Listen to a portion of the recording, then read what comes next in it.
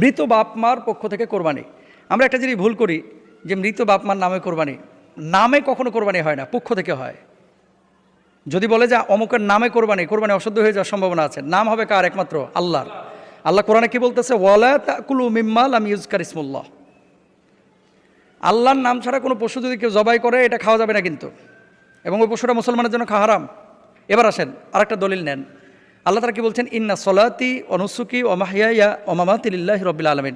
আমার নামাজ, আমার কোরবানি, আমার জীবন, আমার মরণ একমাত্র কার জন্য? আল্লাহর জন্য। এখন আল্লাহর জন্য আপনি কোরবানি দিচ্ছেন। আমরা একটা স্পেলিং ভুল করে থাকি যে আমার নামে কোরবানি, দাদির নামে কোরবানি, বাপের নামে কোরবানি। না, কারো নামে কোরবানি হবে না, তার পক্ষ থেকে হবে। মিন্নি, মিনহুম, মিনহা, মিনহু। কথা বুঝতে পেরেছেন? মানে আমার পক্ষ থেকে, তার পক্ষ থেকে, তাদের পক্ষ থেকে, তাহার পক্ষ থেকে, এটা হতে পারে। কিন্তু তাহার নামে, তার নামে, তাদের নামে, আমার নামে, স্ত্রীর নামে, বইয়ের